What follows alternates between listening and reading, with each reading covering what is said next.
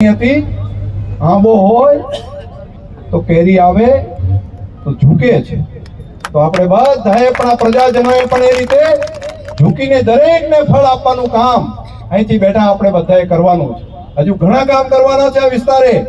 એ વાવ હોય, સુઈગામ હોય, બાબર હોય, દિયોદર હોય, કાંકરેજ હોય કે લાખણી હોય, ધાનેરા હોય કે થરાદ હોય, આપણે બધાએ ભેગા થઈને આ કામ કરવું છે. અને થરાદ જ્યારે જિલ્લો બને છે ત્યારે આ વાવ થરાદ બંને જિલ્લાની પ્રજાજનોની જવાબદારી વિશેષ છે.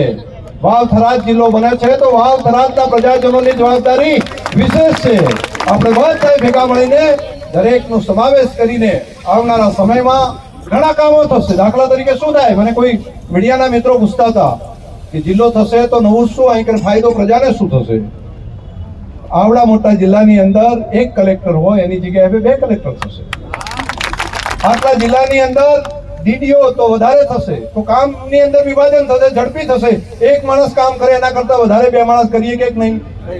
તો એવું તમામ કચેરીઓની અંદર એક શિક્ષણનું કામ હોય, એક પોલીસનું તંત્ર હોય, એક વિકાસનું કામ હોય, બધાની અંદર ઘણું બધું કામ થશે. અહીંયા આગળ લગભગ 40 થી વધારે તો કચેરીઓ આવશે. એ બધી કચેરીઓને કાર્યરત કરવી પડશે. અહીંયા બાકીના કામ પણ ઘણા થશે. ધંધા રોજગારથી કરી અને અનેક પ્રજાની સુખાકારી વધે એ પ્રમાણેના કામ કરવા છે.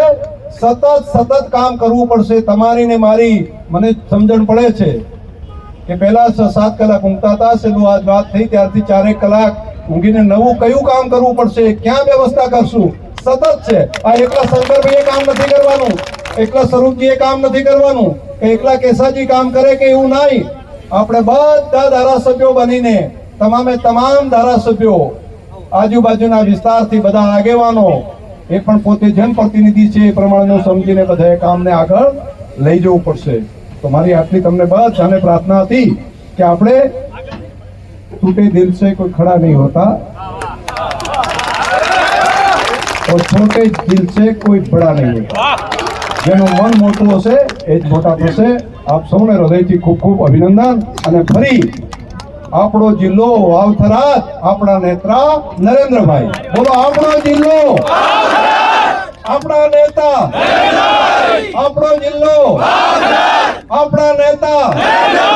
બસ આટલી વાત મારે તમને કહેવાની હતી. આપણા નેતા નરેન્દ્રભાઈ મોદી અને આપણો જિલ્લો આટલી જ વાત સાથે એમપી સાહેબ મને લાગે છે કે આપણે બાકીનું કામ છે આગળ વધારીએ અને આપણા આગેવાનોને જે કહેવું હશે એ બધા પછી ભાષણની જે વાતો કરવી છે. બધા આજે ભાભરથી બધા લોકો આવ્યા છે. ભાભરથી હરિભાઈ ને બેન ને આખો ભાભર તાલુકો, એટલે એમને પણ હજુ સ્વાગતનું સન્માનનું બાકી છે.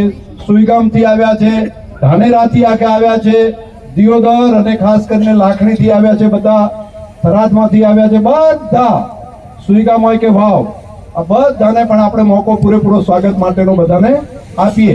બસ બાકી તો બધું હા તે રાખશે. પછી લાગે છે કે અમારે તે રાખજો કાર્યક્રમ તમે બોલાવશો એમ ધીમે ધીમે અમે બધા ભેગા થઈને આવશું. બસ તો આટલી જ વાત કહેવાની હતી. બાકી તો તમારો કાર્યક્રમ આપણો બધો ચાલુ રાખો. 2 કામ ભેગું થાય ને.